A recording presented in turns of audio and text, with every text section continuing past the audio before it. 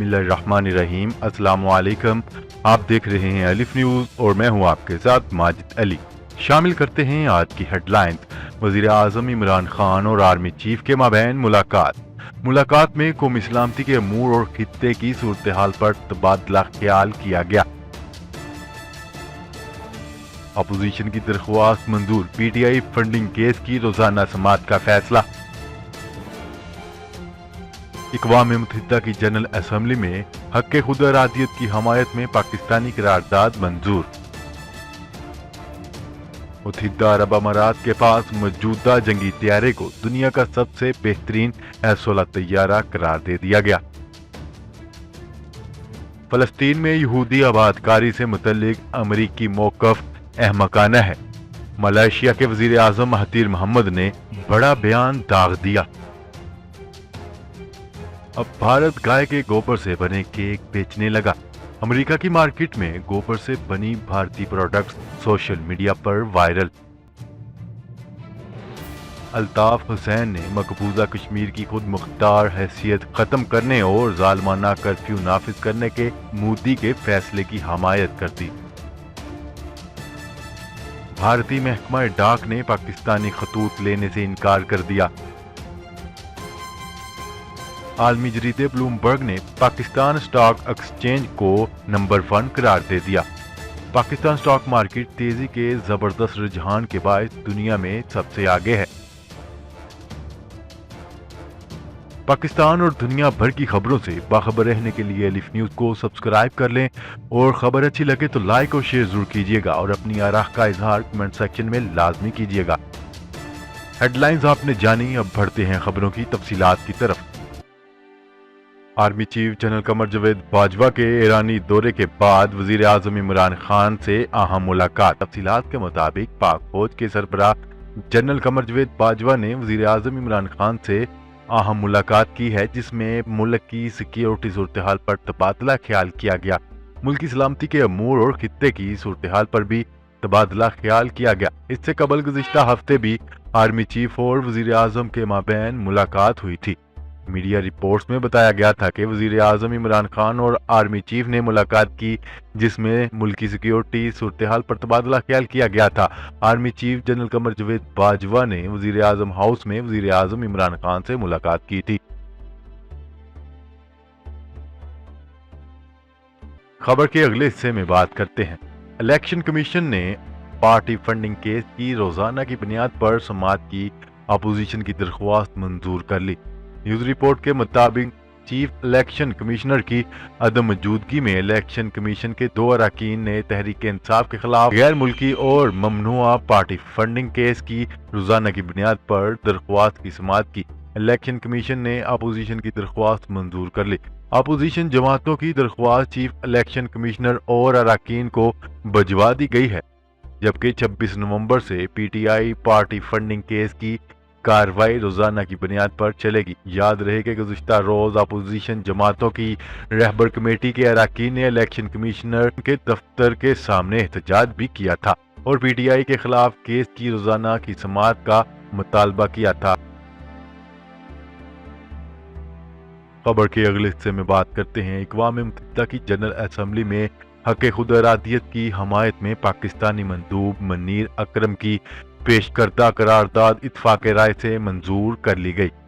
News report کے مطابق پاکستانی مندوب منیر اکرم کی جانب سے پیش کردہ پاکستان کی قرارداد کو 81 ممالک کی حمایت حاصل رہی۔ قرارداد میں غیر قانونی جارحیت کے شکار لوگوں کے لیے حق خود ارادیت، نوآبادیاتی تسلط اور بیرونی قبضے کو روکنے کا مطالبہ کیا گیا تھا۔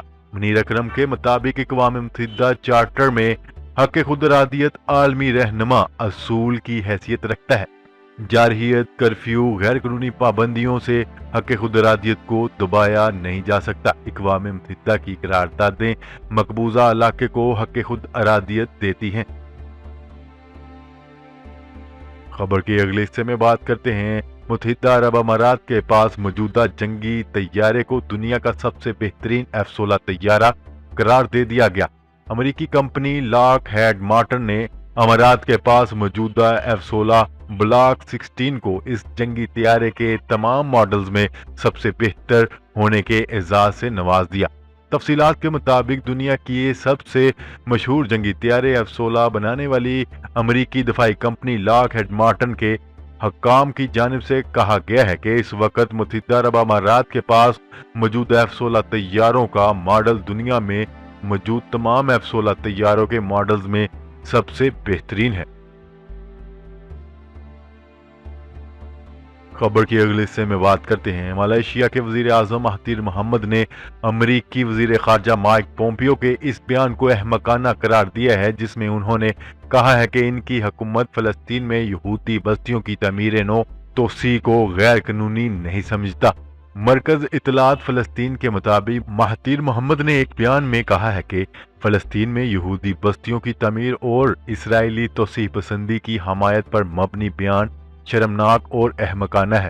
انہوں نے کہا ہے کہ اگر کوئی دوسرا ملک ہماری سرحدوں کے اندر گھس آئے، وہ ہمارے ملک میں کالونیاں بنانا شروع کر دے تو ہمارے لیے تو کوئی جائے امان نہیں ہے۔ اس صورت میں جب دنیا کی کوئی بڑی طاقت ان غیر قانونی کالونیوں کی سرپرستی شروع کر دے، ملائیشیا کے وزیر اعظم کا کہنا تھا کہ فلسطین میں یہودی بستیوں کی امریکی حمایت ایک ایسے وقت میں سامنے آئی ہے جب دوسری طرف قابض صہیونی ریاست نے غزہ کی پٹی پر نہتے فلسطینیوں پر قیامت مسلط کر رکھی ہے۔ خبر کے اگلے حصے میں بات کرتے ہیں۔ امریکہ میں مختلف سٹور پر گائے کے گوبر سے بنے بھارتی کیک فروخت ہو رہے ہیں جس پر سوشل میڈیا پر دلچسپ تبصرے کیے جا رہے ہیں۔ بھارت کے ایک صحافی نے امریکی سٹور کی تصویر ٹویٹ کی جس میں گائے کے گوبر سے بنے کیک کے پیکٹ دیکھے جا سکتے ہیں۔ مذکورہ صحافی نے اس کے ساتھ لکھا ہے کہ ایک رشتہ دار نے انہیں امریکہ سے یہ تصویر بھیجی ہے اور بتایا ہے کہ یہ کیک امریکی ریاست نیو جرسی کے ایک سٹور میں $3 میں فروخت کیے جا رہے ہیں۔ خبر کے اگلے حصے میں بات کرتے ہیں۔ الطاف حسین نے مقبوضہ کشمیر کی مختار حیثیت ختم کرنے اور ظالمانہ کرفیو نافذ کرنے کے مودی کے فیصلے کی حمایت کر دی۔ بانی MQM کا کہنا ہے کہ وزیر اعظم نریندر مودی کے لیے نیک تمنائیں رکھتا ہوں کیونکہ انہوں نے ایسا کر کے کشمیر کی ماؤں اور بیٹیوں کو بچا لیا۔ پاکستان میں جو کشمیر ہے وہاں لوگ آزاد نہیں ہیں۔ تفصیلات کے مطابق بانی MQM نے ایک بھارتی ٹی وی چینل کو دیے گئے ایک خصوصی انٹرویو میں انڈین حکومت کی جانب سے کشمیر میں آرٹیکل 370 کو ختم کرنے کے اقدام کا خیر مقدم کیا۔ انہوں نے کہا ہے کہ مقبوضہ کشمیر میں جو کچھ کیا گیا ہے اس کے بعد وہ وزیر اعظم نریندر مودی کے لیے نیک تمنائیں رکھتے ہیں۔ خبر کے اگلے حصے میں بات کرتے ہیں۔ پاکستان اور بھارت کے مابین ڈاک کا سلسلہ بحال ہونے کے باوجود بھارتی محکمہ ڈاک نے پاکستان کی طرف سے ڈاک وصول نہیں کی۔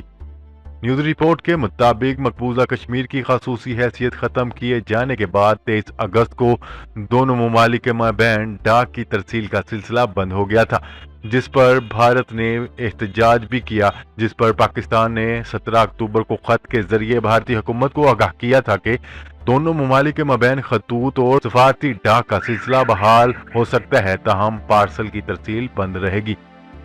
رواں ماہ 12 نومبر تک محکمہ ڈاک کو 3 ماہ کے دوران بھارت کے لیے 7 خطوط موصول ہوئے تھے۔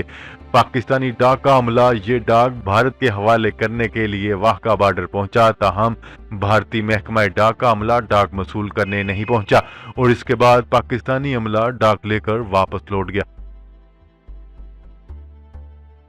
خبر کے اگلے حصے میں بات کرتے ہیں۔ عالمی جریدے بلومبرگ نے پاکستانی سٹاک ایکسچینج کو نمبر 1 قرار دے دیا۔ عالمی جریدے بلومبرگ نے کہا ہے کہ پاکستان سٹاک مارکیٹ تیزی کے ساتھ زبردست رجحان کے باعث دنیا میں سب سے آگے ہے۔ اس کی وجہ حکومت کی مثبت پالیسیاں ہیں۔ جریدے کے مطابق ماہ فروری میں ملک میں مزید غیر ملکی سرمایہ آئے گا۔ بین الاقوامی جریدے بلومبرگ نے اپنی رپورٹ میں کہا ہے کہ پاکستان سٹاک مارکیٹ پھر بڑے سرمایہ کاروں کے لیے پرکشش بن گئی ہے۔ جی تو ناظرین آج کے لیے اتنا ہی۔ مزید خبریں لے کر بہت جلد آپ کی خدمت میں حاضر ہوں گے۔ تب تک کے لیے اپنا خیال رکھیے گا۔ اللہ نگہبان۔